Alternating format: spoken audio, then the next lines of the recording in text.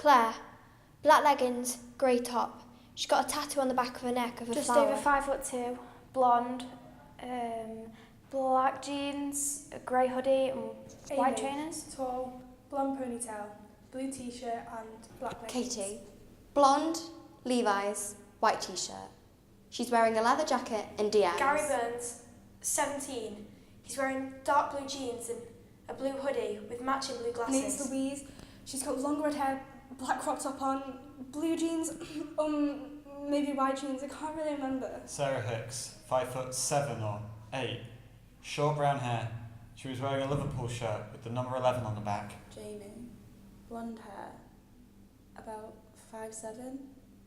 He's wearing white trainers and a grey top and jeans, scruffy looking. What makes you think you got it? I just do, one. Yeah. What about mine? I got one.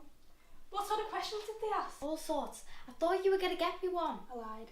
Did they ask why you wanted the job? Yeah. And what did you say? What? For God's sake, it's like trying to get blood out of stone. I said I needed the money. Where's it for? Weapons Lane.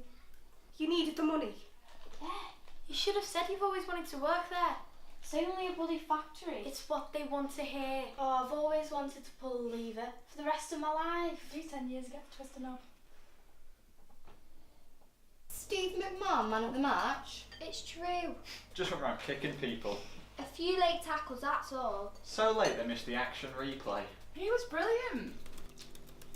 If you want to be a sports reporter, Vicky, you've got to learn to be objective. I am objective. Can't make the parents' night next week. I've got to go to Amsterdam. It's work. Bent a free kick round the wall, that's objective. Yeah. Couldn't even bend his knee. You're Steve McMahon, mad, the pair of you. You're always in Amsterdam. Correction, Amsterdam Airport. Never actually set foot in Amsterdam itself. You should ask him for a lock of his hair, if it grows back. Steve McMahon isn't bald, he's just got very fine hair. Oh, for God's sake, a mazy dribble. She means from his mouth. It's from Anfield. 4 tickets. Yes! Izzy! Oh. Are you having me on? From the left-hand side where the Liverpool supporters are, diagonally across to the right-hand side where there is access for an ambulance to come in. Now I've spoken to the police control room downstairs. Ask me if you can use the phone. I'm not asking Ask you again. I'll find one. Supporters, there are simply too many people in that end of the ground, and the crush has caused this enormous chaos. So there is bound to be a Football Association inquiry into this, and the first thing they're going to have to look at is whether too many tickets have been given to the Liverpool supporters, or whether in fact they've overestimated the capacity at that end of the ground. Mr. Hicks, I'm sorry. Vicky's dead. Sit down. Gotta find Sarah. Mr. Hicks, please sit down. Gotta find my other daughter. Trevor! God, what do I tell Jenny? I spoke to Tony Edwards, the ambulance man who took Vicky to hospital. He described rows and rows of dead bodies. No airways, no equipment, nothing. Did anyone even try with them, he kept on saying. Told me Sarah would come in the next ambulance. There was no next ambulance. No other ambulance followed Tony Edwards onto the pitch that day. Not one paramedic. Outside the ground, an army of highly skilled people. Inside, people like me, all doing their best, but people died that could have been saved. His words, Tony Edwards' words, not mine.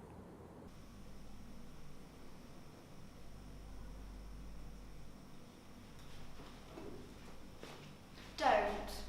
You want to open Yes. this? Mrs. Hicks? Please don't close the door.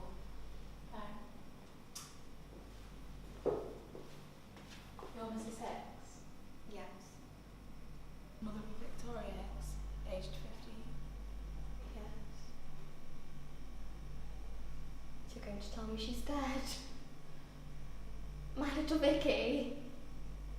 I am so sorry. She's 15 years old. She only went to a football match, for God's sake.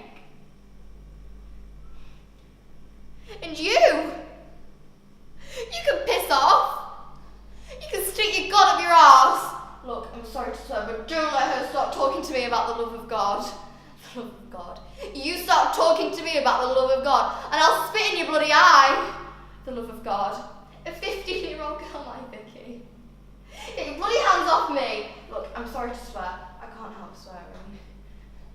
My little Vicky, lying dead in this bloody place, and you think you could spout to me about the love of God? In his report into the disaster at Hillsborough, Lord Justice Taylor exonerates the Liverpool fans and says that drunkenness among a minority of fans was not a major factor. In fact, the report says the main reason for the disaster was failure of police control. One of the reasons for the build-up of fans was the failure of police to filter them into queues. In previous years, an efficient system of cordons and barriers had been used. There was no evidence to support the police claim that the disaster was caused by a large number of ticketless fans arriving late. Indeed, the judge concluded that no significant number of people entered without tickets. Once the crush had developed at the turnstiles, the police opened an exit gate to relieve the pressure. 2,000 fans went through this gate and followed the signs ahead of them to the already crowded pens on the terrace. Catastrophe could have been avoided by the simple measure of closing off the tunnel and thus diverting the fans to the side pens. Failure to do this is described by Lord Justice Taylor as a blunder of the first magnitude. The Chief Constable of South Yorkshire said you shouldn't do the programme. It'll upset the families of the dead. I am one of those families. My son died at Hillsborough, and I want his story told. I want the truth.